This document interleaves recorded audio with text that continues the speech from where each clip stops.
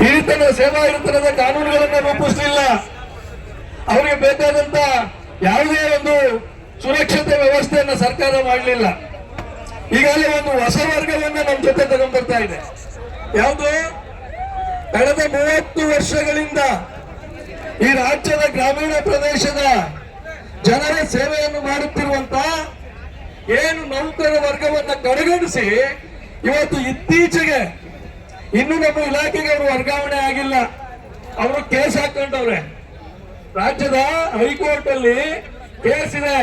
ನಾವು ಗ್ರಂಥಾಲಯ ಇಲಾಖೆಯಿಂದ ಪಂಚಾಯತ್ ರಾಜ್ ಇಲಾಖೆಗೆ ವರ್ಗಾವಣೆ ಆಗೋದಕ್ಕೆ ಒಪ್ಪೋದಿಲ್ಲ ಅಂತ ಹೇಳಿ ರಿಟ್ ಪಿಟಿಷನ್ ಹಾಕೊಂಡವ್ರೆ. ವರ್ಗಾವಣೆ ಆದೇಶದಲ್ಲಿ ಬಹಳ ಸ್ಪಷ್ಟವಾಗಿದೆ. ಕರ್ನಾಟಕ ರಾಜ್ಯದ ಉಚ್ಚ ನ್ಯಾಯಾಲಯದ ಅಂತಿಮ ಆದೇಶಕ್ಕೆ ಒಳಪಟ್ಟು ಇವರನ್ನು ವರ್ಗಾಯಿಸುತ್ತಿದ್ದೇವೆ ಅಂತ ಹೇಳಿ ಮೊನ್ನೆ ಇನ್ನೂ ನಮ್ಮ ಹತ್ರ ಇನ್ನೂ ಪರಿಪೂರ್ಣವಾಗಿ ನಮಗೆ ಸೇರೇ ಇಲ್ಲ. ಅವರನ್ನ ನೀವು ಪ್ಯಾಲೇಸ್ ಗ್ರೌಂಡ್ಸ್ ನೀವೇ ಬಸ್ ಮಾಡ್ತೀರಾ, ನೀವೇ ಕರ್ಕೊಂಡ್ಬರ್ತೀರಾ, ನೀವೇ ಸನ್ಮಾನ ಮಾಡ್ತೀರಾ. ಯಾರು ಅವರಿಗೆ ಶಿಸ್ತು ಪ್ರಾಧಿಕಾರ ಆಗಬೇಕಾಗಿತ್ತು?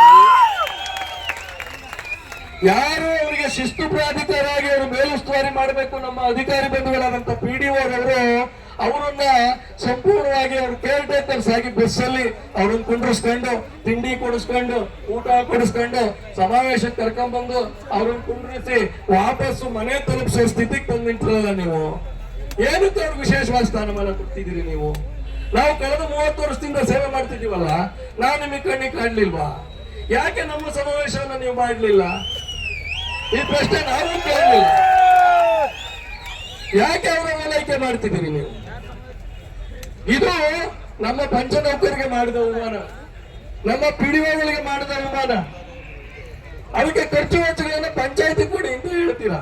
ಅವ್ರು ನಮ್ಮ ನೌಕರರೇ ಅಲ್ಲ, ನಾವ್ಯಾಕೆ ಕೊಡ್ಬೇಕು? ನೋಡಿ ಹೇಗೆ ರಾಜ್ಯ ಸರ್ಕಾರ ಕಾನೂನನ್ನು ಬಿಟ್ಟು ಸಂವಿಧಾನವನ್ನು ಬಿಟ್ಟು ಕೆಲಸ ಮಾಡ್ತಿದೆ ಅಂತ ಹೇಳಿ. ಮುಂದೆ ಇವತ್ತು ಬಹಳ ಗೊಂದಲಗಳನ್ನ ಅಧಿಕಾರಿ ವರ್ಗದಲ್ಲಿ ಇಟ್ಟಿದ್ದಾರೆ. ಆ ವಿಷಯಕ್ಕೆ ನಾನು ಸಂಪೂರ್ಣವಾಗಿ ಹೋಗೋದಿಲ್ಲ, ಯಾಕಂದ್ರೆ ಅವರು ಮಾತಾಡುವ ಸಂದರ್ಭದಲ್ಲಿ ಅದನ್ನ ಮಾತಾಡ್ಲಿ. ಯಾಕಂದ್ರೆ ನನಗಿನ್ನ ಕಷ್ಟ ಯಾರು ಆ ನೋವನ್ನು ಅನುಭವಿಸಿರ್ತಾರೆ ಅವ್ರಿಗೆ ಆ ಕಷ್ಟದ ಜಾಸ್ತಿ ಇರ್ತದೆ. ಹಾಗಾಗಿ ಆಯಾ ಪದಾಧಿಕಾರಿಗಳು ಮಾಡುವ ಸಂದರ್ಭದಲ್ಲಿ ಆಯಾ ನೌಕರ ವರ್ಗದ ಸಂಕಷ್ಟಗಳನ್ನು ಅವರು ಹೇಳ್ತಾರೆ. ನಾನು ಒಟ್ಟಾರೆ ಪಂಚಾಯತ್ ರಾಜ್ ವ್ಯವಸ್ಥೆ ಬಗ್ಗೆ ಮೊನ್ನೆ ನಾರಾಯಣ ಸ್ವಾಮಿ ಸರ್ ವಿಧಾನ ಪರಿಷತ್ತಿನ ವಿರೋಧ ಪಕ್ಷದ ನಾಯಕರು ಬಹಳ ಮೂಲಕ ಅವರಿಗೆ ಸ್ವಾಗತಿಸಬೇಕು ಅಂತ ಕೇಳಬೇಕು. ನಾನು ವಿರೋಧ ಪಕ್ಷದ ನಾಯಕರ ಗಮನಕ್ಕೆ ತರಲಿಕ್ಕೆ ಬಯಸ್ತೇನೆ. ತಾವು ವಿಧಾನ ಪರಿಷತ್ನಲ್ಲಿ ಇದ್ರಿ, ಅವಾಗ ಅನೇಕ ನಮ್ಮ ಸ್ಥಳೀಯ ಸರ್ಕಾರಗಳಿಂದ ಆಯ್ಕೆಯಾಗಿರುವಂತಹ ವಿಧಾನ ಪರಿಷತ್ ಸದಸ್ಯರು ಮಾನ್ಯ ಗ್ರಾಮೀಣಾಭಿವೃದ್ಧಿ ಮತ್ತು ಪಂಚಾಯತ್ ರಾಜ್ ಸಚಿವರಿಗೆ ಪ್ರಶ್ನೆ ಕೇಳ್ತಾರೆ. ನೀವು ಪಂಚಾಯತ್ ರಾಜ್ ಸಂಸ್ಥೆಗಳನ್ನ ಸ್ಥಳೀಯ ಗ್ರಾಮ ಸರ್ಕಾರಗಳನ್ನಾಗ್ಲಿ ಮಾಡ್ಲಿಕ್ಕೆ ಏನೆಲ್ಲ ಕ್ರಮಗಳನ್ನ ನೀವು ಕಟ್ಟಿಕೊಂಡಿದ್ದೀರಿ, ಏನೆಲ್ಲ ಕ್ರಮಗಳನ್ನ ನೀವು ತೆಗೆದುಕೊಂಡಿದ್ದೀರಿ, ವಿವರಣೆ ಮಾಡಿ ಅಂತ ಹೇಳಿ ವಿಧಾನ ಪರಿಷತ್ತಿನ ಆ ಪವಿತ್ರ ಸ್ಥಳದಲ್ಲಿ ನಿಂತು ಮಾನ್ಯ ಗ್ರಾಮೀಣಾಭಿವೃದ್ಧಿ ಮತ್ತು ಪಂಚಾಯತ್ ರಾಜ್ ಸಚಿವರು ಒಪ್ಕೋತಾರೆ. 73ನೇ ತಿದ್ದುಪಡಿ ಮತ್ತು ಆ ತಿದ್ದುಪಡಿಯ ಅಡಿಯಲ್ಲಿ ಏನು ನಾವು ರಚನೆ ಮಾಡಿದೀವಿ ಕರ್ನಾಟಕ ಗ್ರಾಮ ಸ್ವರಾಜ್ ಮತ್ತು ಪಂಚಾಯತ್ ರಾಜ್ ಕಾಯ್ದೆ, ಅದು ನನ್ನ ಇಲಾಖೆಗೆ ಅರ್ಥ ಆಗಿಲ್ಲ. ಮತ್ತೆ ನಿಮ್ ಇಲಾಖೆಗೆ ಕಾಯ್ದೆ ಅರ್ಥ ಆಗಿಲ್ಲ, ಕಾನೂನು ಅರ್ಥ ಆಗಿಲ್ಲ ಅಂದ್ರೆ ಮತ್ತೆ ಇಲಾಖೆ ಹೆಂಗೆ ನಡೆಸ್ತಿದ್ದೀರಿ? ಉತ್ತರ ಹೇಳ್ಬೇಕಲ್ಲ ನೀವು. ನಿಮ್ಗೆ ಅರ್ಥನೇ ಆಗಿಲ್ಲ ಅಂದ್ರೆ ಇಲಾಖೆ ಹೆಂಗೆ ನಡೆಸ್ತಿದ್ದೀರಿ? ನೋಡಿ, ಇದು ಈ ರಾಜ್ಯದ ಇವತ್ತಿನ ಪರಿಸ್ಥಿತಿ. ಪಂಚಾಯತ್ ರಾಜ್ ವ್ಯವಸ್ಥೆ ಒಂದು ಸ್ಥಳೀಯ ಸ್ವಯಂ ಸರ್ಕಾರ ಅಂತ ಹೇಳಿ ಸಂವಿಧಾನ ನಮಗೆ ದೊಡ್ಡ ಅಧಿಕಾರವನ್ನ ಕೊಟ್ಟಿದೆ. ಅದಕ್ಕೆ ನಾನು ನಮ್ಮ PDOಗಳನ್ನ ಮುಖ್ಯ ಕಾರ್ಯದರ್ಶಿಗಳಂತ ಕರೆದಿದ್ದು, ನಮ್ಮ ಅಧ್ಯಕ್ಷನನ್ನ ಮುಖ್ಯಮಂತ್ರಿ ಅಂತ ಕರೆದಿದ್ದು, ಉಪಾಧ್ಯಕ್ಷನನ್ನ ಉಪಮುಖ್ಯಮಂತ್ರಿ ಅಂತ ಕರೆದಿದ್ದು, ನನ್ನ ಕಾರ್ಯದರ್ಶಿಗಳನ್ನ ನಾನು ಅಪರ ಮುಖ್ಯ ಕಾರ್ಯದರ್ಶಿಗಳು ಅಂತ ಕರೆದಿದ್ದು, ನನ್ನ ಲೆಕ್ಕ ಸಹಾಯಕರನ್ನು ನಾನು ಚೀಫ್ ಅಕೌಂಟೆಂಟ್ಸ್ ಅಂತ ಕರೆದಿದ್ದು. ನೀವೊಂದು ಪರಿಭಾವಿಸ್ಬೇಕು, ನಿಮ್ದು ಒಂದು ಸ್ಥಳೀಯ ಸ್ವಯಂ ಸರ್ಕಾರ.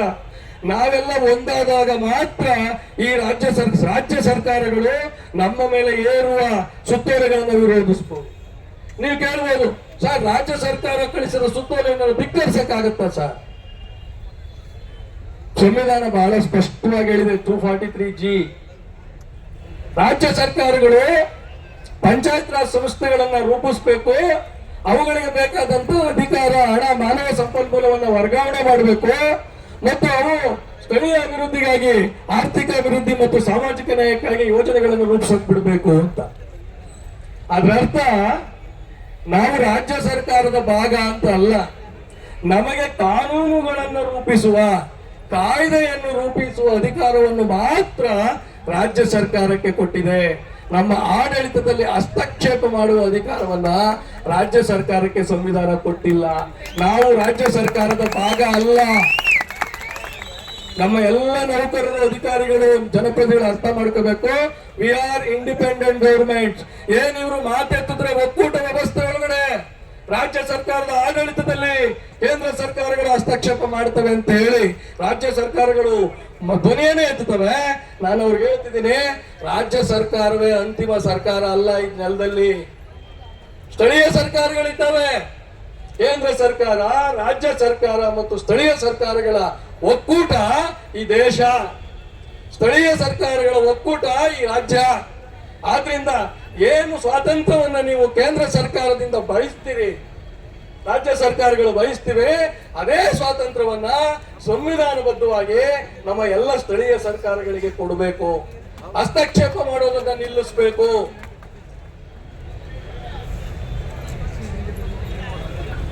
ನೀವೇನ್ ಮಾಡ್ತಾ ಇದ್ದೀರಿ? ಇವತ್ತು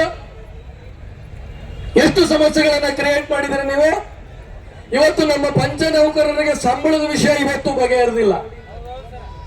2017 ಇಸ್ವಿಲಿ ಹೇಳಿದ್ರಿ ನೀವು 51,114 ಕುಟುಂಬಗಳಿಗೆ ರಾಜ್ಯ ಸರ್ಕಾರದ ಸಂಚಿತ ನಿಧಿಯಿಂದ ನೇರವಾಗಿ ಸಂಬಳವನ್ನು ಕೊಡುವುದರ ಮೂಲಕ 50,114 ಕುಟುಂಬಗಳ ಬದುಕಿನಲ್ಲಿ ದೀಪವನ್ನ ಬೆಳಗುತ್ತಿದ್ದೇವೆ ಅಂತ ಹೇಳಿ ನೀವು ಹೇಳಿದಿರಿ. ಸಂಬಳ ಕರೆಕ್ಟ್ ಆಗಿ ಬರ್ತಾ ಇದೆಯಾ? ಒಂದಷ್ಟು ನೀವು ಕೊಡ್ತೀರಿ, ಒಂದಷ್ಟು ಪಂಚಾಯತಿ ಅವ್ರನ್ನ ಕೊಡಿ ಅಂತೀರಿ, ಇನ್ನೊಂದು ಸ್ವಲ್ಪ ದಿನ ಆದ್ಮೇಲೆ ಇನ್ಯಾರ ಹತ್ರ ಇಸ್ಕೊಳ್ಳಿ ಅಂತ ಹೇಳ್ತಿರೋ ಗೊತ್ತಿಲ್ಲ. ಪರಿಪೂರ್ಣವಾದ ಸಂಬಳ ನೀವು ಕೊಡಕ್ ಸಾಧ್ಯ ಆಗಿಲ್ಲ ಇವತ್ತು.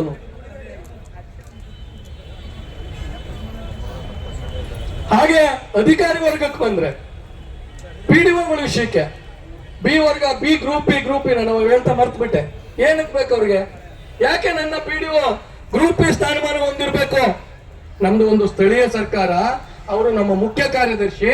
ಹೇಗೆ ಕರ್ನಾಟಕ ಸರ್ಕಾರದ ಮುಖ್ಯ ಕಾರ್ಯದರ್ಶಿ ಆ ಸರ್ಕಾರದ ಆಗುವಗಳನ್ನ ಅಲ್ಲಿಯ ಬ್ಯೂರೋಕ್ರೆಟಿಕ್ ಹೆಡ್ ಆಗಿ ನೋಡ್ಕೋತಾರೆ, ಹಾಗೆ ಅವರು ನಮ್ಮ ಗ್ರಾಮ ಸರ್ಕಾರದ ಬ್ಯೂರೋಕ್ರೆಟಿಕ್ ಮುಖ್ಯಸ್ಥನಾಗಿ ಆ ಆಡಳಿತ ವ್ಯವಸ್ಥೆಯನ್ನು ನೋಡ್ಕೋಬೇಕಾಗ್ತದೆ. ಸಂವಿಧಾನದ ಪರಿಚ್ಛೇದ 11ರಲ್ಲಿ 29 ವಿಷಯಗಳು, ಸುಮಾರು 22 ಇಲಾಖೆಗಳಿಗೆ ಸೇರಿದ 29 ವಿಷಯಗಳ ಮೇಲುಸ್ತುವಾರಿಯನ್ನ ಪಂಚಾಯತ್ ರಾಜ್ ವ್ಯವಸ್ಥೆಗೆ ವರ್ಗಾವಣೆ ಮಾಡಲಾಗಿದೆ. ಆ ಎಲ್ಲ ಇಲಾಖೆಯ ಅಧಿಕಾರಿಗಳು ಸಭಾಣಿ ಪತ್ರಿಕೆಯಲ್ಲಿ ಬಹಳ ಮುಖ್ಯವಾದ ಒಂದು ವಿಷಯ ಪ್ರಸ್ತಾಪ ಆಗಿತ್ತು. 15ನೇ ಹಣಕಾಸಿನ ಹಣ. ತುಂಬಾ ಜನ ನನಗೆ ಫೋನ್ ಮಾಡಿ, ಅಧ್ಯಕ್ಷರೇ 15ನೇ ಹಣಕಾಸಿನ ಹಣ ಈ ವರ್ಷದ ಇನ್ನೂ ಬರಲಿಲ್ಲ, 15ನೇ ಹಣಕಾಸಿನ ಹಣ ಇನ್ನೂ ಈ ವರ್ಷ ಬರಲಿಲ್ಲ. ಕೇಂದ್ರ ಸರ್ಕಾರ ಕೊಡಕ್ ಸಿದ್ಧ ಇದ್ರು, ಇವ್ರು ತಗೊಳಬೇಕಾದಂತ ವ್ಯವಸ್ಥೆನೇ ಮಾಡಿರ್ಲಿಲ್ಲ. ನನಗೆ ಯಾವಾಗ ಪ್ರಜಾವಾಣಿ ಅಂತ ಪತ್ರಿಕೆ ಮುಖಪುಟದಲ್ಲಿ ಆ ವಿಷಯವನ್ನ ಬರೀತು, ಅವಾಗ ನಿನ್ನೆ ಇವ್ರಿಗೆಲ್ಲ ನಮ್ಮ ಎಲ್ಲ ಪಿಡಿಒ ಬಂಧುಗಳಿಗೆ ಮೆಸೇಜ್ ಹಾಕಿದ್ದಾರೆ, ಈ ಗ್ರಾಮ ಸ್ವರಾಜ್ ಮೂಲಕ ನೀವು ಅದನ್ನ ಅಪ್ಲೋಡ್ ಮಾಡಿ ದುಡ್ಡನ್ನು ಬಿಡುಗಡೆ ಮಾಡ್ತೀವಿ. ಇಲ್ಲಿಂದ ತನಕ ಏನ್ ಮಾಡ್ತಿದ್ರಿ? ನೀವೇನ್ ಮಾಡ್ತಿದ್ದೀರಿ ಅಂತಂದ್ರೆ, ಪಂಚಾಯತ್ ರಾಜ್ ಇಲಾಖೆ, ಗ್ರಾಮೀಣಾಭಿವೃದ್ಧಿ ಮತ್ತು ಪಂಚಾಯತ್ ರಾಜ್ ಇಲಾಖೆ ಅಂದ್ರೆ ಅದು 2 ಇಲಾಖೆಗಳ ಸಂಗಮ. ಗ್ರಾಮೀಣಾಭಿವೃದ್ಧಿ ಇಲಾಖೆ ಒಂದು ಇಲಾಖೆ, ಪಂಚಾಯತ್ ರಾಜ್ ಇಲಾಖೆ ಒಂದು ಇಲಾಖೆ. ಕೇಂದ್ರ ಸರ್ಕಾರದಲ್ಲಿ ಗ್ರಾಮೀಣಾಭಿವೃದ್ಧಿಗೆ ಒಬ್ಬ ಮಂತ್ರಿ ಇದ್ದಾರೆ, ಪಂಚಾಯತ್ ರಾಜ್ ಇಲಾಖೆಗೆ ಒಬ್ಬ ಮಂತ್ರಿ ಇದ್ದಾರೆ. ನಮ್ಮಲ್ಲಿ 2 ಇಲಾಖೆಗೆ ಒಬ್ಬರೇ ಮಂತ್ರಿ ಇದ್ದಾರೆ. ಗ್ರಾಮೀಣಾಭಿವೃದ್ಧಿ ಇಲಾಖೆಯ ಜವಾಬ್ದಾರಿ ಯೋಜನೆಗಳನ್ನ, ಅಭಿವೃದ್ಧಿ ಯೋಜನೆಗಳನ್ನ ರೂಪಿಸೋದು, ಅದನ್ನು ಅನುಷ್ಠಾನ ಮಾಡೋದು. ಪಂಚಾಯತ್ ರಾಜ್ ಇಲಾಖೆಯ ಜವಾಬ್ದಾರಿ ಪಂಚಾಯತ್ ರಾಜ್ ಕಾಯ್ದೆಯಲ್ಲಿ ಏನೆಲ್ಲ ಅಂಶಗಳಿದಾವೆ ಅದನ್ನ ಅನುಷ್ಠಾನಗೊಳಿಸ್ಲಿಕ್ಕೆ ಬೇಕಾದಂತ ಕಾನೂನುಗಳನ್ನ ರೂಪಿಸೋದು, ಅಧಿಕಾರಿ ಮತ್ತು ನೌಕರ ವರ್ಗದ ಸಮಸ್ಯೆಗಳನ್ನ ಪರಿಹರಿಸೋದು. ನೀವು ಯಾವುದೇ ಯೋಜನೆಗಳನ್ನು ರೂಪಿಸೋದು ನಿಮ್ ಜವಾಬ್ದಾರಿ ಅಲ್ಲ. ಆದ್ರೆ ನೀವೇನ್ ಮಾಡ್ತಿದ್ದೀರಿ? ಗ್ರಂಥಾಲಯ, ಕೂಸಿನ ಮನೆ, ನೀವು ಅದು ನಿಮ್ಗೆ ಯಾವ ಇಲಾಖೆ ಅಂತ ನಮ್ಗೆ ಅರ್ಥ ಆಗ್ತಾ ಇಲ್ಲ. ಪಂಚಾಯತ್ ರಾಜ್ ಇಲಾಖೆ ಆ ಕೆಲಸನೇ ಮಾಡ್ತಿಲ್ಲ. ನಿಮಗೆ ಬೇಕಾದ ಈ ರಾಜ್ಯದ ದುರಂತ, ಒಬ್ಬ ಅಧಿಕಾರಿಯ ಕೈಗೆ ಇಡೀ ಇಲಾಖೆ ಹೊರಟೋಗಿದೆ. ಒಬ್ಬ ಅಧಿಕಾರಿಯ ಕೈಗೆ ಇಡೀ ಇಲಾಖೆ ಹೋಗಿದೆ. ಮಾನ್ಯ ಮಂತ್ರಿಗಳೇ, ನಿಮ್ಮ ಬಗ್ಗೆ ಅತ್ಯಂತ ಗೌರವವಿದೆ. ಆದ್ರೆ ನೀವು ಇಡೀ ನಿಮ್ಮ ಅಧಿಕಾರವನ್ನ ಒಬ್ಬ ಅಧಿಕಾರಿಗೆ ಕೊಟ್ಟ ಫಲವಾಗಿ ಈ ರಾಜ್ಯದ ಪಂಚಾಯತ್ ರಾಜ್ ವ್ಯವಸ್ಥೆ ದುರ್ಬಲಗೊಂಡಿದೆ. ಏನು ನೀವು ನಿಮ್ಮ ಸರ್ಕಾರ ಅಥವಾ ನಿಮ್ಮ ಪಕ್ಷ, ಇಲ್ಲಿ ನಾನು ಪಕ್ಷ ಅನ್ನೋ ಕಾರಣಕ್ಕೆ ಯಾಕೆ ಮಾತಾಡ್ತಿದ್ದೀನಿ, ನಾನು ರಾಜಕಾರಣ ಮಾತಾಡ್ತಿಲ್ಲ, ನಾನು ಯಾವ ಪಕ್ಷಕ್ಕೂ ಸೇರಿದವನಲ್ಲ. ಬಟ್ ಪಂಚಾಯತ್ ರಾಜ್ ವ್ಯವಸ್ಥೆಯ ವಾರಸುದಾರಿಕೆಯನ್ನ ಹೇಳಿಕೊಳ್ಳುವ ನೀವು ಇವತ್ತು ಆ ಗಾಂಧಿ ಬೆಳೆಸಿದ, ಆ ನೆಹರು ಬೆಳೆಸಿದ, ರಾಜೀವ್ ಗಾಂಧಿ ಕನಸಿನ ಪಂಚಾಯತ್ ರಾಜ್ ವ್ಯವಸ್ಥೆಗೆ ತಿಲಾಂಜಲಿಯನ್ನ ಇಡ್ತಾ ಇದ್ದೀರಿ. ನಮ್ಮ ಹಳ್ಳಿಯ ಜನ ಕೂತು ತೀರ್ಮಾನ ಮಾಡ್ಬೇಕು ಗ್ರಾಮ ಸಭೆ ಒಳಗಡೆ, ನಮ್ಮೂರಿನ ಸಮಸ್ಯೆಗಳೇನು, ನಮ್ಮೂರಲ್ಲಿ ಕುಡಿಯೋ ನೀರಿನ ಸಮಸ್ಯೆ ಇದೆಯಾ, ನಮ್ಮೂರಿನ ಶಾಲೆ ಸಮಸ್ಯೆ ಏನು, ನಮ್ಮೂರಿನ ಅಂಗನವಾಡಿ ಸಮಸ್ಯೆ ಏನು, ನಮ್ಮೂರಿನ ಮಹಿಳೆಯರ ಸಮಸ್ಯೆ ಏನು, ನಮ್ಮೂರಿನ ಮಕ್ಕಳ ಸಮಸ್ಯೆ ಏನು, ನಮ್ಮೂರಿನ ಪರಿಶಿಷ್ಟ ಜಾತಿ ಪಂಗಡದ ಬಂಧುಗಳ ಸಮಸ್ಯೆ ಏನು, ನಮ್ಮೂರಿನ ಬೇರೆ ಬೇರೆ ಬೇರೆ ಸಮಸ್ಯೆಗಳನ್ನ ಜನ ಒಟ್ಟಾಗಿ ನೇರ ಪ್ರಜಾಪ್ರಭುತ್ವ ವ್ಯವಸ್ಥೆ, ಅದು ಗ್ರಾಮ ಸಭೆ ಅವ್ರಿಗೆ ಅರ್ಥ ಆಗ್ಲಿ, ಅದನ್ನ ರೂಪಿಸ್ಬೇಕಾದ್ದು ಜನಯೋಜನೆಯನ್ನ ನಾವು ನಮ್ಮೂರಲ್ಲಿ ಕೂತು. ನೀವೇನ್ ಮಾಡ್ತಿದ್ದೀರಿ? ಕೂಸಿನ ಮನೆ ನಮ್ಮೂರಲ್ಲಿ ತೀರ್ಮಾನ ಮಾಡಿದ್ವಾ? ನಮ್ಮೂರ್ ಗ್ರಾಮ ಸಭೆಯಲ್ಲಿ ತೀರ್ಮಾನ ಆಗಿತ್ತ ಸ್ವಾಮಿ? ಗ್ರಂಥಾಲಯನ ಮಾಡಿದ್ ನಾನು ನಾನು ನಾನು ಅಂತ ಅಧಿಕಾರಿ ಹೇಳ್ಕತ್ತಾರೆ, ಸುಳ್ಳದು. 1989 ಇಸ್ವಿಲಿ ಮಾನ್ಯ ರಾಮಕೃಷ್ಣ ಹೆಗಡೆ ಅವರು ಗ್ರಾಮ ಪಂಚಾಯಿತಿ ಹಂತದ ಗ್ರಂಥಾಲಯಗಳನ್ನ ಪ್ರಾರಂಭ ಮಾಡಿದ್ದು ಮಾನ್ಯ ರಾಮಕೃಷ್ಣ ಹೆಗಡೆ ಅವರ ನೇತೃತ್ವದ ಅಂದಿನ ಸರ್ಕಾರ. ನೀವು ಅದನ್ನ ನಿಮ್ಮ ವ್ಯಾಪ್ತಿಗೆ ತಗೊಂಡು ಸುಣ್ಣ ಬಣ್ಣ ಹೊಡೆಸಿದಿರಿ ಅಷ್ಟೇ. ನೀವು ಗ್ರಂಥಾಲಯ ಅಧಿಕಾರರೆಲ್ಲ ಅದನ್ನು ಸರಿಯಾಗಿ ಮಾಡಿಲ್ಲ ಸಾಹೇಬ್ರಿದ್ದಾರೆ. ಅದು ನಾನು ಇನ್ನೊಂದ್ಸಲ ಒಂದು ಭವಿಷ್ಯ ನೋಡ್ಬಿಡ್ತೀನಿ ಇಲ್ಲಿ ಮುಂದೆ. ಇವತ್ತು ಮೊನ್ನೆ ನಿಮ್ಮ ಘನತ್ಯಾಜ್ಯ ವಿಲೇವಾರಿ ಘಟಕದ ಸ್ವಚ್ಛತಾಗಾರರು ಅದನ್ನ ಸರಿಯಾಗಿ ನಡೆಸ್ಕೊಳ್ಳದಲ್ಲೇ ಎಲ್ಲವನ್ನು NRLM ಕೊಡ್ತೀವಿ, ಅವ್ರ ಮೂಲಕ ಮಾಡ್ತೀವಿ ಅಂತ ಹೇಳಿ ಅವ್ರಿಗೆ ಸಂಬಳನೂ ಇಲ್ಲ, ವ್ಯಾಪಾರನೂ ಇಲ್ಲ, ಕಸನೂ ಎತ್ತಲಿಲ್ಲ. ಅವ್ರು ಇದೇ ಫ್ರೀಡಂ ಪಾರ್ಕ್ ಅಲ್ಲಿ ಸ್ಟ್ರೈಕ್ ಮಾಡೋರೆ. ಮುಂದಿನ ತಿಂಗಳು ನಿಮ್ಮ ಕೂಸಿನ ಮನೆ ಕಾರ್ಯಕರ್ತರು ಸಂಘಟನೆ ಆಗ್ತಿದ್ದಾರೆ, ಅವರು ಬಂದು ಸಂಘಟನೆ ಮಾಡ್ತಾರೆ. ಇವತ್ತು ಇನ್ನೊಂದು ಭವಿಷ್ಯ ಹೇಳಿರ್ತೀನಿ, ಯಾರನ್ನ ನೀವು ಪ್ಯಾಲೇಸ್ ಗ್ರೌಂಡ್ಸ್ ಕರ್ಕೊಂಡ್ಬಂದು ಸರ್ಕಾರದ ದುಡ್ಡಲ್ಲಿ, ಸರ್ಕಾರ ತುಂಬಾ ಕಷ್ಟದಲ್ಲಿರುವಂತಹ ಸಮಯದಲ್ಲಿ ಒಂದು ಸಂಭ್ರಮಾಚರಣೆ ಮಾಡಿ ನಿಮ್ಮ ಪರವಾಗಿ ಘೋಷಣೆಯನ್ನ ಕೂಗಿಸ್ಕೊಂಡ್ರಿ ಲೈಬ್ರರಿಯನ್ಸ್, ಇದೇ ವೇದಿಕೆಯಲ್ಲಿ ಒಂದಿನ ನಿಮಗೆ ಧಿಕ್ಕಾರ ಕೂಗುವ ದಿನಗಳು ಹತ್ರದಲ್ಲಿದ್ದಾವೆ. ಯಾಕೆ ಅಂತ ಗೊತ್ತಾ? ಸಂಬಳ ಸರ್ಕಾರ ಕೊಡ್ತೀವಿ ಅಂದ್ರಿ, 12,000 ಮೇಲೆ ಕೊಡಲ್ಲ ಅಂದ್ರೆ FD ಅವರು. ಅದಕ್ಕೆ ಏನ್ ಮಾಡಿದ್ರಿ ನೀವೀಗ? 6,000 6% ಸೆಸ್ ಇದೆ, ಅದ್ರಲ್ಲಿ ಕೊಡಿ ಅಂದ್ರಿ. ಅದು ಸಾಕಾಗ್ತಾ ಇಲ್ಲ. ಈಗ ಏನ್ ಹೇಳ್ತಿದ್ದೀರಿ ನೀವು? ನಿಮ್ಮ ಸ್ವಂತ ಆದಾಯದಲ್ಲಿ ಮಿಕ್ಕಿದ್ ಕೊಡಿ ಅಂತ ನೋಟಿಸ್ ಕೊಟ್ಟಿದ್ದೀರಿ ನಮ್ಗೆಲ್ಲ. ನನ್ನ ಪ್ರಕಾರ ಮುಂದೊಂದಿನ ದಿನ ಅವ್ರಿಗೆ ಲೈಬ್ರರಿಯನ್ಸ್ ಕೇಳ್ತಾರೆ, 3ರಲ್ಲೂ ದುಡ್ಡು ಹುಡುಕಿದ್ವಿ ಸಿಗ್ಲಿಲ್ಲ, ನಿಮ್ ಹಳೆ ಪೇಪರ್ ಉಳ್ಕೊಳುತ್ತಲ್ಲ 3 ತಿಂಗಳಿಗೊಮ್ಮೆ ಮಾರ್ಕೊಂಡ್ಬಿಟ್ಟು ನಿಮ್ಗೆ ಏನ್ ಉಳ್ಕೊಂಡು ಸಂಬಳ ಇದೆ. ನಾನು ಯಾಕಿದನ್ನ ಹೇಳ್ತಿದ್ದೀನಿ ಅಂದ್ರೆ, ಆಡಳಿತ ವ್ಯವಸ್ಥೆ ಇಲ್ಲಿಗೆ ಕೂಸ್ತಿದೆ. ಯಾವುದೇ ಒಂದು ವ್ಯವಸ್ಥೆಯನ್ನು ಮಾಡಬೇಕಾದ್ರೆ ಅವ್ರಿಗೆ ನೀವು ಮಿನಿಮಮ್ ವೇಜಸ್ ಕೊಡ್ತೀನಿ ಅಂದ್ರೆ 18,000 ಚಿಲ್ಲರೆ ನಾವು ವರ್ಷಕ್ಕೆ ಕೊಡ್ಬೇಕು, ತಿಂಗಳಿಗೆ ಕೊಡ್ಬೇಕು ಅಂದ್ರೆ ಅದಕ್ಕೆ ಪೂರಕವಾದ ಆರ್ಥಿಕ ವ್ಯವಸ್ಥೆಯನ್ನು ಮಾಡಬೇಕು. ಅಲ್ಲಿ 6,000 ತಗೋ, ಇಲ್ಲಿ 3,000 ತಗೋ, ಇವನೊಬ್ಬರ 200 ರೂಪಾಯಿ ಇಸ್ಕೋ ಅಂತ ಹೇಳೋದು ಒಂದು ಸರ್ಕಾರದ ಆಡಳಿತ ಅಲ್ಲ. ತುಂಬಾ ಕೆಟ್ಟ ಸ್ಥಿತಿಗೆ ಬಂದಿದೆ. ಇವತ್ತು ಎಲ್ಲವನ್ನ ರಾಜ್ಯ ಮಟ್ಟದಲ್ಲಿ ಸುತ್ತೋಲೆಗಳ ಮೂಲಕ ನಮ್ಮ ಸ್ವಂತ ಸಂಪನ್ಮೂಲವನ್ನು ನಮ್ಮ ಊರಿನ ಅಭಿವೃದ್ಧಿಗೆ ಬಳಸಾದ ಸ್ಥಿತಿಗೆ ತಂದು ನಿಲ್ಲಿಸಿದ್ದೀರಿ. ಇವತ್ತು ನಮ್ಗೆ ಗೌರವಧನ ಕೇವಲ 2,000 ರೂಪಾಯಿ ಸ್ವಾಮಿ. 2,000 ರೂಪಾಯಿ ಕೊಡ್ತೀರಿ ಒಬ್ಬ ಸದಸ್ಯನಿಗೆ. 24 x 7 ಯಾರ್ಯಾರ ಕೆಲಸ ಮಾಡ್ತಾ ಇದ್ರೆ ನಾವು ನೌಕರರು, ವರ್ಗರು ಮತ್ತು ಸಿಬ್ಬಂದಿ. ನಾನು ಹೇಳ್ತಿರ್ತೀನಿ, ಗ್ರಾಮ ಪಂಚಾಯತಿ ಸದಸ್ಯರ ಕೆಲಸ ಎಷ್ಟು ಕಷ್ಟ ಅಂತಂದ್ರೆ, ಯಾರಿಗೋ ಒಬ್ರು ರಾತ್ರಿಗೂ ಒಬ್ಬ ಹೆಣ್ಣು ಮಗಳಿಗೆ ಹೊಟ್ಟೆ ನೋವು ಬಂದ್ಬಿಡ್ತದೆ ಸಾಹೇಬ್ರೆ. ಅವಾಗ ಪಕ್ಕದಲ್ಲಿ ಮಲಗಿರೋ ಗಂಡನ್ ಜ್ಞಾಪಿಸ್ಕೊಳ್ಳೋದೇ ಇಲ್ಲ, ಆಕೆ ಮೆಂಬರ್ನೇ ಜ್ಞಾಪಿಸ್ಕೊಳ್ಳೋದು.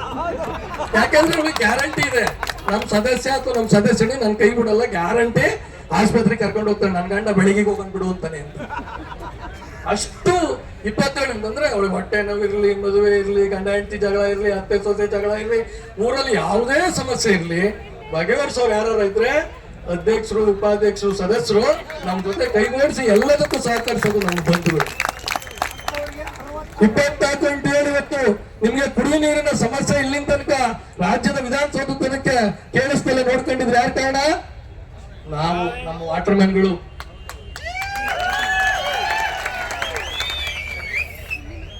ಕೋವಿಡ್ ಸಂದರ್ಭದೊಳಗಡೆ ಪ್ರಾಣದ ಹಂಗನ್ನು ತೊರೆದು ಆಶಾ ವರ್ಕರ್ಸ್ ಏನಾರು ನಿಮ್ಮ ಮನೆ ಒಳಗಡೆ ಬರಂಗ್ ನೋಡ್ಕೊಂಡವ್ರು ಯಾರು? ನಾವು. ಪಂಚ ನೌಕರರು ಒಳಗೋದವರು ನಾವ್ ಈಚಲ್ ನಿಂತ್ಕೊಂಡು ಹೇಳಿದ್ವಿ. ಅವ್ರಿಗೇನ್ ಕೊಟ್ರಿ ನೀವು? ಎಲ್ಲ ಇಲಾಖೆಯವ್ರಿಗೆ 30 ಲಕ್ಷ ಕೊಡಕ್ ನಿಮ್ ಸರ್ಕಾರದಲ್ಲಿ ದುಡ್ಡಿತ್ತು, ನಮ್ಮ ನೌಕರಿಗೆ 30 ಲಕ್ಷ ಕೊಡಕ್ ನಿಮ್ಮ ಹತ್ರ ದುಡ್ಡು ಇರ್ಲಿಲ್ವಾ? ಅದನ್ನ ಪಂಚಾಯತ್ ಭಿಕ್ಷೆ ಐತ್ರಿ ಏನ್ರಿ? ಯಾಕೆ ಈ ತಾರತಮ್ಯ? ನೋಡಿ, ಭಾರತದ ಆತ್ಮ ಹಳ್ಳಿಗಳಲ್ಲಿ ಏನಾದ್ರು ನೀವು ಒಪ್ಕೊಳ್ಳೋದಾದ್ರೆ ಈ ಭಾರತದ 70% ಪ್ರದೇಶದ ಅಭಿವೃದ್ಧಿಯ ಸಂಪೂರ್ಣ ಜವಾಬ್ದಾರಿಯನ್ನ ಒಪ್ಪಿಕೊಂಡಿರುವಂತ ಈ ದೊಡ್ಡ ಕುಟುಂಬವನ್ನ ನೀವು ನಿರ್ಲಕ್ಷ್ಯ ಮಾಡೋದಾದ್ರೆ ಇದಕ್ಕೆ ಬೆಲೆಯನ್ನ ನೀವು ತರಬೇಕಾಗ್ತದೆ. ಯಾಕೆಂದ್ರೆ ನಾವು ಇವತ್ತು ಒಂದಾಗಿದ್ದೇವೆ. ನಾವು ಕೇವಲ ನೀರ್ಗಂಟಿಗಳಿಲ್ಲ, ಇವತ್ತು ಕೇವಲ ಸ್ವಚ್ಛತಾಗಾರರಿಲ್ಲ, ಕೇವಲ ಅಧಿಕಾರಿಗಳಿಲ್ಲ, ಕೇವಲ ನೌಕರ ವರ್ಗ ಇಲ್ಲ, ಕೇವಲ ಸದಸ್ಯರಿಲ್ಲ, ಇಡೀ ಕುಟುಂಬ ಒಂದಾಗಿದ್ದೇವೆ ನಾವು. ಗೆಳೆಯರೆ, ಕೊನೆಯ ಮಾತಿನೊಂದಿಗೆ ಹಿರಿಯರಿಗೆ ಮಾತಾಡ್ಲಿಕ್ಕೆ ಅವಕಾಶವನ್ನ ಮಾಡಿಕೊಡ್ತೇನೆ. ಬಂಧುಗಳೇ, ನಿಮ್ಮೆಲ್ಲರಲ್ಲಿ ಕೈ ಮುಗಿದು ಬೇಡ್ಕೊಳ್ತೇನೆ. ಸ್ವತಂತ್ರ ಭಾರತದ ಇತಿಹಾಸದಲ್ಲಿ ಜನಪ್ರತಿನಿಧಿಗಳು ಮತ್ತು ನೌಕರರು ಮತ್ತು ಸಿಬ್ಬಂದಿ ವರ್ಗ ಒಂದಾಗಿರೋದು ಯಾವ ತರ ಇದ್ರೆ ಇವತ್ತು. ಹೌದು, ನಮ್ಮ ವಿರುದ್ಧ ಈ ಸಂಘಟನೆ ಹೊರಟಾಗ ತುಂಬಾ ಜನ ನನ್ನ ಪ್ರಶ್ನೆ ಕೇಳಿದ್ದಾರೆ. ಏನ್ರಿ ಅಧ್ಯಕ್ಷರೇ, ಪಿಡಿಒಗಳ ಜೊತೆ ನಾವು ವಿರುದ್ಧವಾಗಿ ಹೋರಾಟ ಮಾಡ್ಬೇಕಾಗಿತ್ತು, ನೀವು ಅವ್ರ ಜೊತೆನೆ ಹೋಗೋಣ ಅಂತೀರಿ. ಕೆಲವರು ಪಿಡಿಒಗಳು ಬೇಡ ಸರ್, ನಾವು ಬಿದ್ದವರೆಲ್ಲ ಒಂದಾಗೋಣ ಸರ್, ಅವ್ರ ಪಾಡ್ಗೆ ಅವ್ರೆಲ್ಲ ಅವ್ರದೇ ನೋಡ್ಕೊತಾರೆ ಸರ್ ಅಂತ ಕೆಲವರು. ಇನ್ ಕೆಲವರು ನೌಕರ ವರ್ಗದವರು ಸದಸ್ಯರು ಸಮಾಸ ಬೇಡ ಸರ್, ನಾವೆಲ್ಲ ಒಂದಾಗ್ಬಿಡೋಣ ಸರ್.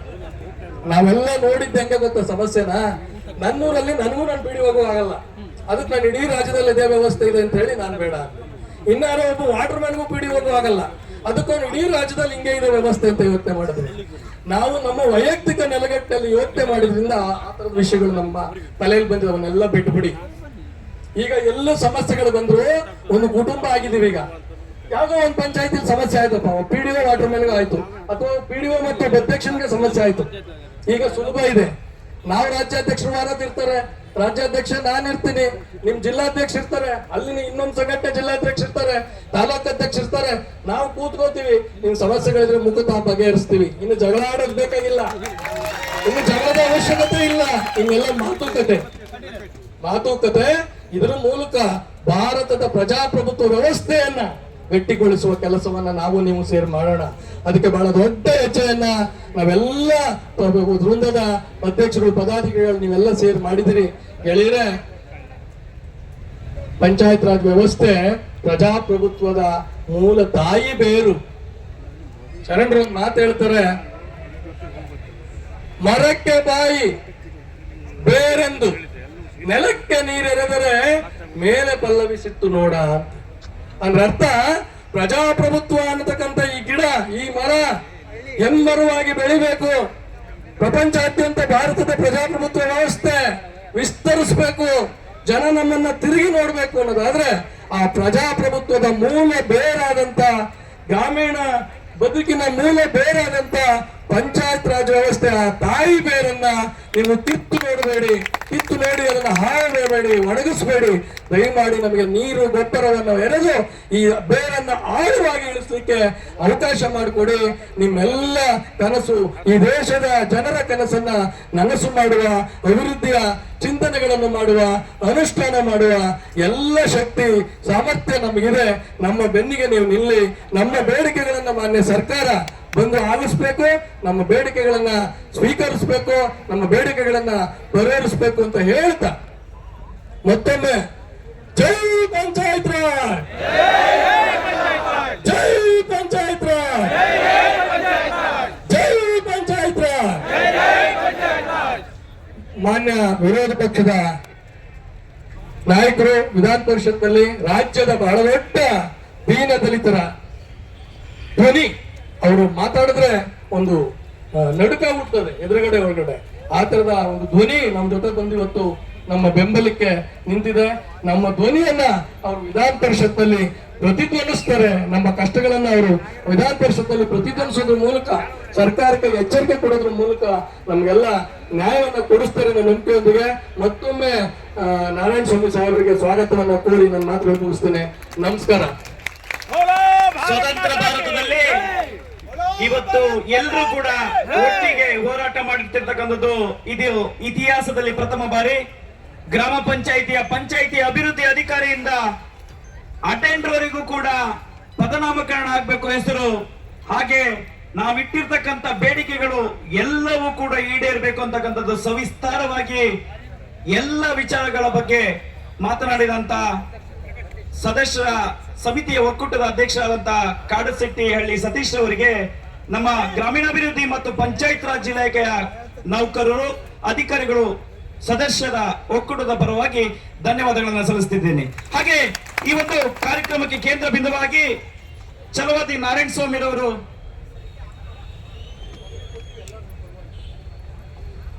ಈ ಒಂದು ಸದಸ್ಯರು, ವಿರೋಧ ಪಕ್ಷದ ನಾಯಕರು ಇವರಿಗೆ ಮನವಿಯನ್ನ ಈ ಒಕ್ಕೂಟ ಸಮಿತಿಯ ಅಧ್ಯಕ್ಷರು ಆಗಿರ್ತಕ್ಕಂಥ ರಾಜು ವರದ ಸರ್ ಅವರ ನೇತೃತ್ವದಲ್ಲಿ ಎಲ್ಲ ವೃಂದ ಸಂಘಗಳ ಅಧ್ಯಕ್ಷರು ಹಾಗೆ ಸದಸ್ಯ ಸಂಘದ ಒಕ್ಕೂಟ ಸಂಘದ ಅಧ್ಯಕ್ಷರು ಮನವಿಯನ್ನ ಸಲ್ಲಿಸಬೇಕು ಅಂತ ಈ ಸಂದರ್ಭದಲ್ಲಿ ನಾನು ಕೇಳ್ಕೊಳ್ತಿದ್ದೀನಿ. ಮನವಿಯನ್ನು ಸ್ವೀಕರಿಸಿದ ಮಾನ್ಯ ವಿರೋಧ ಪಕ್ಷದ ನಾಯಕರಿಗೆ ಧನ್ಯವಾದಗಳು. ಈಗ ನಮಗೆ ಬೆಂಬಲವನ್ನು ವ್ಯಕ್ತಪಡಿಸಿ ಒಂದೆರಡು ಮಾತನಾಡಬೇಕು ಅಂತ ಕೇಳ್ತಾ ಇದ್ದೀವಿ. ಸಮಯ ಈಗ ಊಟದ ಸಮಯ ಹತ್ತತ್ರ ಬರ್ತದೆ. ಹಾಗಾಗಿ ಊಟದ ಸಮಯಕ್ಕೆ ಆಹಾರ ಸಮಿತಿಯನ್ನು ನಾವು ರಚನೆ ಮಾಡಿದ್ದೀವಿ. 9 ತಂಡಗಳಿಂದ ಆಹಾರ ಸಮಿತಿಯನ್ನು ರಚನೆ ಮಾಡಿದ್ದೀವಿ. ಈ 9 ತಂಡದ ಆಹಾರ ಸಮಿತಿಯ ಸದಸ್ಯರುಗಳು ಅವರ ಕೆಲಸ ಕಾರ್ಯಗಳನ್ನ ನಿರ್ವಹಿಸಬೇಕು. ಅಲ್ಲಿ ನೂಕ್ಲುಗ್ಲಾಗ್ತಿದೆ, ಹಾಗಾಗಿ ಅಲ್ಲಿ ಹೋಗ್ಬೇಕು ಅಂತ ಕೇಳ್ಕೊಳ್ತಿದ್ದೀನಿ. ಮಾನ್ಯ ಬಂಧುಗಳೇ, ಪಂಚಾಯತ್ ರಾಜ್ ವ್ಯವಸ್ಥೆಯಲ್ಲಿ ಸೇವೆ ಮಾಡ್ತಾ ಇರತಕ್ಕಂತ ಹಲವು ಹಂತಗಳಲ್ಲಿ ಕೆಲಸ ಮಾಡ್ತಾ ಇರತಕ್ಕಂತ ಎಲ್ಲ ನನ್ನ ಬಂಧುಗಳೇ, ಇಂದಿನ ತಮ್ಮ ಬೇಡಿಕೆಗಳ ಒತ್ತಾಯಕ್ಕಾಗಿ ಈ ವೇದಿಕೆಯಲ್ಲಿ ಆಸೀನರಾಗಿರ್ತಕ್ಕಂಥ ಎಲ್ಲ ಮುಖಂಡರೇ, ನಾನು ಅಕಸ್ಮಿತವಾಗಿ ನಾನು ಎಲ್ಲ ಹೊರಗಡೆ ಇದ್ದೆ. ಚಲಪತಿಯವರು ಕರೆ ಮಾಡಿ ತಾವು ಬರಲೇಬೇಕು, ನಾವು ಬಹಳ ಸಂಖ್ಯೆಯಲ್ಲಿ ಸೇರ್ತಾ ಇದ್ದೇವೆ, ನಮ್ಮ ಹಲವು ಬೇಡಿಕೆಗಳಿದೆ, ಸರ್ಕಾರ ಅದಕ್ಕೆ ಸ್ಪಂದಿಸ್ತಾ ಇಲ್ಲ, ತಾವು ಕೂಡ ಬರಬೇಕು ಅಂದ್ರು. ನಾನು ಯಾದಗಿರಿಯಿಂದ ಈಗ ತಾನೇ ಬೆಳಗ್ಗೆ ಬಂದೆ. ಮತ್ತೆ ಹಲವು ಕಾರ್ಯಕ್ರಮಗಳ ಮಧ್ಯದಲ್ಲಿ ಒಂದು 5 ನಿಮಿಷ ತಮ್ಮ ಜೊತೆಯಲ್ಲೂ ಕೂಡ ತಮ್ಮ ಅಹವಾಲುಗಳನ್ನ ಸ್ವೀಕರಿಸಿ ಹೋಗೋಣ ಅನ್ನೋ ಕಾರಣಕ್ಕೆ ನಾನು ಇಲ್ಲಿ ಬಂದಿದ್ದೇನೆ. ನಾನು ಬರ್ತಿರ್ಬೇಕಾದ್ರೆ ನಿಮ್ಮ ಅಧ್ಯಕ್ಷರು ಮಾತಾಡ್ತಿದ್ರು.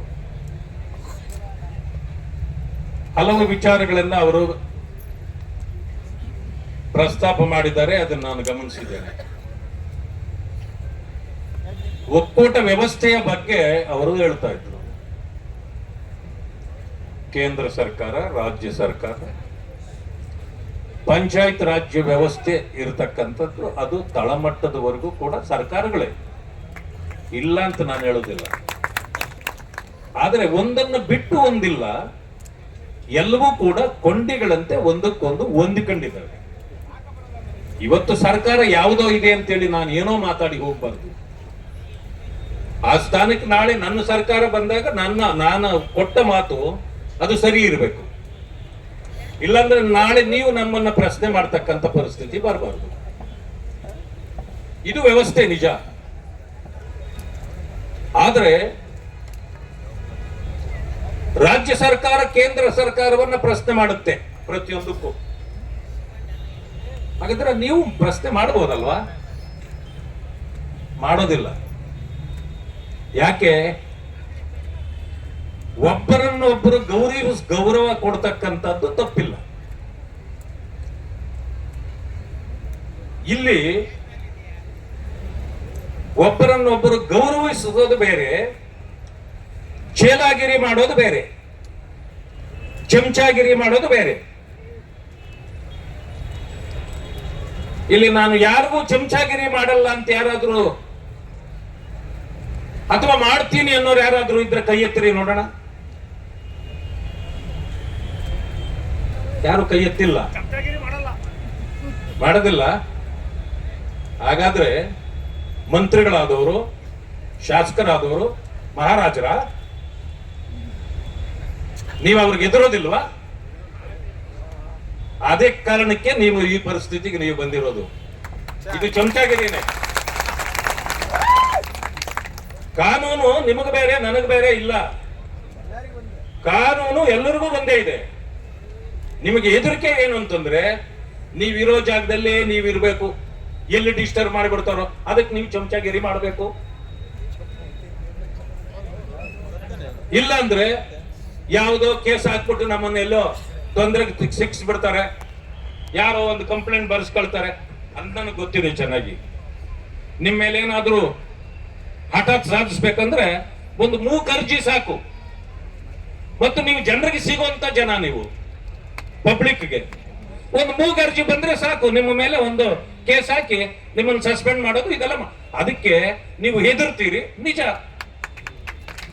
ಎರಡನೇದು, ಅವ್ರನ್ನ ಚೆನ್ನಾಗಿ ಇಟ್ಕೊಳ್ಬೇಕಪ್ಪ, ಇಲ್ಲ ಅಂತಂದ್ರೆ ನಮಗೆ ತೊಂದರೆ ಆಗತ್ತೆ, ಅದಕ್ಕೆ ಓಲೈಕೆ ಮಾಡೋದು, ಚಮಚಾಗಿರಿ ಮಾಡೋದು ಮಾಡೇ ಮಾಡ್ತೀರಿ. ಇಲ್ಲ ಅಂತ ಯಾಕೆ ಹೇಳ್ತೀರಿ? ಇದಲ್ಲ, ಒಂದು ವ್ಯವಸ್ಥೆ ಇದೆ. ಆಡಳಿತ ಮಾಡ್ತಕ್ಕಂಥವ್ರು ಯಾರು ಮಹಾರಾಜರು ಅಲ್ಲ, ನೀವು ಅವರ ಗುಲಾಮರು ಅಲ್ಲ. ಅಂದ್ರೆ ಒಂದು ವ್ಯವಸ್ಥೆ ಇದು. ಈ ವ್ಯವಸ್ಥೆಯಲ್ಲಿ ನಿಮಗೆಷ್ಟು ಅಧಿಕಾರ ಗೌರವ ಇದೆಯೋ, ನಿಮ್ಮನ್ನು ಆಡಳಿತ ಮಾಡ್ತಕ್ಕಂಥವ್ರಿಗೂ ಅವರ ಇತಿಮಿತಿಯಲ್ಲಿ ಅವರಿಗೂ ಗೌರವ ಇದೆ, ಅಧಿಕಾರ ಇದೆ. ಆ ಅಧಿಕಾರವನ್ನ ನಮ್ಮ ತಳಗಡೆ ಇರ್ತಕ್ಕಂಥವರ ಮೇಲೆ ಚಲಾಯಿಸ್ಲಿಕ್ಕಲ್ಲ, ಅಭಿವೃದ್ಧಿ ಮಾಡಲಿಕ್ಕೆ, ವ್ಯವಸ್ಥೆಯಲ್ಲಿ ನ್ಯೂನ್ಯತೆಗಳು ಬರದೇ ಇರತಕ್ಕಂಥ ರೀತಿಯಲ್ಲಿ ಅದನ್ನ ತಡೆಯಲಿಕ್ಕೆ, ಕಾಪಾಡಲಿಕ್ಕೆ ಅವರು ಇರಬೇಕಾಗಿರೋದು. ಅದನ್ನು ಬಿಟ್ಟು ಇವತ್ತೇನಾಗಿದೆ, ಸರ್ಕಾರಗಳು ನಿಮ್ಮ ಸಮಸ್ಯೆಗಳಿಗೆ ಸ್ಪಂದಿಸ್ತದೆ ಅಂತ ನನಗೆ ನಂಬಿಕೆ ಇಲ್ಲ ಈಗ. ಯಾಕೆಂದ್ರೆ 5 ಗ್ಯಾರಂಟಿಗಳ ಗುಂಗಿನಲ್ಲೇನೆ 1.5 ವರ್ಷ ಕಳೆದಿದೆ ಇನ್ನು ಈ ಸರ್ಕಾರ. ಈ ಗ್ಯಾರಂಟಿಗಳಲ್ಲದೆ ಇನ್ನೆಷ್ಟು ಗ್ಯಾರಂಟಿಗಳು ಅಧಿಕಾರಿಗಳಿಗೆ ಕೊಟ್ಟಿದ್ದಾರೆ, ಆಶಾ ಕಾರ್ಯಕರ್ತರಿಗೆ ಕೊಟ್ಟಿದ್ದಾರೆ, ಅಂಗನವಾಡಿ ಕಾರ್ಯಕರ್ತರುಗಳಿಗೆ ಕೊಟ್ಟಿದ್ದಾರೆ. ಇನ್ನಾದ್ರ ಬಗ್ಗೆ ಕಣ್ಣೇ ತೆಗೆದಿಲ್ಲ. ಸಂಬಳಗಳ ಬಗ್ಗೆ ಕೇಳ್ತೀವಿ, ಖಜಾನೆ ಖಾಲಿ ಆಗಿದೆ. ನೀವೆಲ್ಲಿ ಸಂಬಳ ಕೇಳ್ತೀರಿ? ಸಂಪೂರ್ಣ ಖಾಲಿ ಆಗಿದೆ. ಇಲ್ಲಿ ನನ್ನ ಕಣಜ ಎಷ್ಟು ತುಂಬಬೇಕು, ನನ್ನ ಮನೆಯವರು ಬೇರೆ ಬೇರೆ ಕಣಜ ಎಷ್ಟು ತುಂಬಬೇಕು ಅನ್ನೋದೇ ಚಿಂತೆ ಆಗಿರುವಾಗ ನಿಮ್ಮ ಸಮಸ್ಯೆ ಯಾರಿಗೆ ಬೇಕಾಗಿದೆ? ಪರಿಸ್ಥಿತಿ ಆಗಿದೆ. ನಾನು ಹೆಚ್ಚಿಗೆ ಮಾತಾಡಕ್ಕೆ ಹೋಗುದಿಲ್ಲ. ನಾನು ಮಾತಾಡಿದ್ರೆ ಅದಕ್ಕೆ ಅರ್ಥಗರ್ಭಿತವಾಗಿರ್ಬೇಕು. ಯಾವುದನ್ನೇ ಆಗಿರ್ಲಿ, ನಾನು ನಾಳೆ ಏನಾದ್ರೂ ಮಾಡ್ಲಿಕ್ಕೆ ಸಾಧ್ಯ ಇದ್ರೆ ನಾನು ಮಾತಾಡಬೇಕು. ಸುಮ್ಮನೆ ಭಾಷಣ ಮಾಡ್ಲಿಕ್ಕೆ ಒಂದು ಮೈಕ್ ಕೊಟ್ಟಿದ್ದಾರೆ ಅಂತೇಳಿ ನಾನು ಇಷ್ಟ ಬಂದ ಹಾಗೆ ಮಾತಾಡಿ ಹೋಗಬಾರದು. ನಾನು ಸ್ಪಷ್ಟವಾಗಿ ಹೇಳ್ತೇನೆ, ನಿಮ್ಮ ಬೇಡಿಕೆಗಳು ಏನೇನಿದೆಯೋ ಈ ಸರ್ಕಾರದ ಗಮನ ಸೆಳೆಯತಕ್ಕಂತ ಕೆಲಸವನ್ನ ಖಂಡಿತ ನಾನು ಮಾಡ್ತೇನೆ. ನನ್ನ ಸ್ನೇಹಿತರಲ್ಲಿ ಕುಳಿತಿರೋರಿಗೆ ನಾನು ಹೇಳಿದ್ದೇನೆ, ಸೋಮವಾರದವರೆಗೆ ನಾನು ಸ್ವಲ್ಪ ಬ್ಯುಸಿ ಇದ್ದೇನೆ. ನೀವು ಒಬ್ಬರೋ ಇಬ್ಬರೋ ಬರ್ರಿ, ಈ ಸಮಸ್ಯೆಗಳೆಲ್ಲ ಪಟ್ಟಿ ಮಾಡಿದೆ ನನ್ನ ಮುಂದೆನೆ ಮಾಡಿ, ನನ್ನ ಕಚೇರಿಯಲ್ಲೇ ಕುಳಿತು ಯಾರಿಗೆ ಮಾಡಬೇಕು, ಪಂಚಾಯತ್ ರಾಜ್ ಮಂತ್ರಿಗೆ ಮಾಡ್ಬೇಕಾ, ಮುಖ್ಯಮಂತ್ರಿಗಳಿಗೆ ಮಾಡ್ಬೇಕಾ, ಅಥವಾ ಮುಖ್ಯ ಕಾರ್ಯದರ್ಶಿ ಅವ್ರಿಗೆ ಮಾಡ್ಬೇಕಾ, ಯಾರಿಗೆ ಮಾಡ್ಬೇಕು ಹೇಳಿ, ನಿಮ್ಮ ಮುಂದೆನೆ ಕುಳಿತು ನಾನು ಬರೀತೇನೆ. ಅದಕ್ಕೆ ಅವ್ರ ಬೆಲೆ ಕೊಟ್ರೆ ಸರಿ, ಇಲ್ಲಂತಂದ್ರೆ ಬೆಳಗಾಮಿಗೆ ಬರ್ರಿ. ಈ ಸಾರಿ ಬೆಳಗಾಂನಲ್ಲಿ ಇರೋದು, ಅಲ್ಲಿ ರಣರಂಗದಲ್ಲಿ ಯುದ್ಧ ಮಾಡೋಣ, ಬರ್ರಿ, ನೀವು ಬರ್ರಿ. ನಾನು ಯಾರಿಗೂ ಎದುರೋನಲ್ಲ, ಬೆದರೋನಲ್ಲ. ಇತ್ತೀಚೆಗೆ ಅದು ಬಹಳ ಪ್ರಚಲಿತವಾಗಿದೆ, ನಾನು ಜಗ್ಗೋದು ಇಲ್ಲ ಬಗ್ಗೋದು ಇಲ್ಲ ಅಂತ.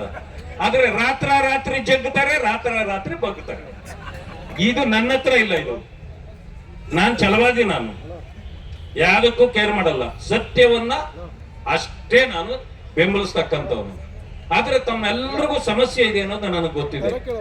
ತಮ್ಮ ಸಮಸ್ಯೆಗಳಿಗೆ ಪರಿಹಾರ ಕೊಡ್ತಕ್ಕಂಥ ರೀತಿಯಲ್ಲಿ ನನ್ನ ಶಕ್ತಿ ಮೀರಿ ನಿಮ್ಮ ಜೊತೆಯಲ್ಲಿ ಕೈ ಜೋಡಿಸ್ತೇನೆ. ನಾನು ನಿಮ್ಮ ಇದನ್ನು ಕೂಡ ಸದನದಲ್ಲಿ ಎತ್ತುತ್ತೇನೆ. ಅದಕ್ಕೆ ಮುಂಚೆ ಸರ್ಕಾರ ಏನಾದರೂ ತೀರ್ಮಾನ ತಗೊಂಡ್ರೆ ಅದು ಯಾವುದೇ ಸರ್ಕಾರ ಆಗಿರಲಿ, ನಮ್ಮ ವಿರೋಧ ಇರ್ತಕ್ಕಂಥ ಸರ್ಕಾರ ಆಗಿದ್ರು ಕೂಡ ಅದಕ್ಕೆ ಧನ್ಯವಾದಗಳನ್ನು ಹೇಳೋಣ. ಇಲ್ಲ ಅಂತಂದ್ರೆ ಹೋರಾಟ ಸಹಜ, ನಾವು ನೀವು ಕೂಡಿನೇ ಹೋರಾಟ ಮಾಡೋಣ ಅಂತಕ್ಕಂಥ ಮಾತನ್ನು ಹೇಳ್ತೇನೆ. ನನಗೆ ಬೇರೆ ಕಾರ್ಯಕ್ರಮದ ಒತ್ತಡ ಇರೋದ್ರಿಂದ ನಾನು ನಿರ್ಗಮಿಸ್ತೇನೆ. ದಯವಿಟ್ಟು ಕ್ಷಮೆ ಇರಲಿ. ತಮಗೆ ತಾವು ಕೊಟ್ಟಿರ್ತಕ್ಕಂಥ ಈ ಮನವಿಯನ್ನ ನಾನು ಸ್ವೀಕಾರ ಮಾಡಿದ್ದೇನೆ. ಇದರ ಮೂಲಕ ಸರ್ಕಾರದ ಗಮನ ಸೆಳೆಯತಕ್ಕಂಥ ಕೆಲಸವನ್ನ ನಾನು ಖಂಡಿತ ಮಾಡ್ತೇನೆ. ಧನ್ಯವಾದಗಳು. ಅಧಿಕಾರ ಚಲಾಯಿಸೋದಕ್ಕೆ ಅವರು ರಾಜ್ಯರಲ್ಲ, ನೀವು ಗುಲಾಮರಲ್ಲ. ಈ ಸರ್ಕಾರ ಪಂಚ ಗ್ಯಾರಂಟಿಯಲ್ಲಿ ಮುಳುಗೋಗಿದೆ. ಬೇಡಿಕೆಗಳ ಬಗ್ಗೆ ನಾನು ನಿಮ್ಗೆ ಗಮನವನ್ನು ಸೆಳೆಯುತ್ತೇನೆ. ನಿಮ್ಮ ಬೇಡಿಕೆ ಈಡೇರದೆ ಹೋದರೆ ಬೆಳಗಾವಿಗೆ ಬನ್ನಿ, ನಾನು ಜಗ್ಗೋದಿಲ್ಲ, ಬಗ್ಗೋದಿಲ್ಲ, ನಾನು ಛಲವಾದಿ ನಾರಾಯಣ ಸ್ವಾಮಿ ಅಂತ ಹೇಳಿ 4 ಹಿತವಚನಗಳನ್ನ ಮಾತನಾಡಿದಂತಹ ಛಲವಾದಿ ನಾರಾಯಣ ಸ್ವಾಮಿ ಅವರಿಗೆ ಧನ್ಯವಾದಗಳನ್ನು ಸಲ್ಲಿಸುತ್ತಾ ಮುಂದಿನ ಭಾಷಣವಾಗಿ ಈ ಒಂದು ಕಾರ್ಯಕ್ರಮದ ರೂವಾರಿ ಈಗ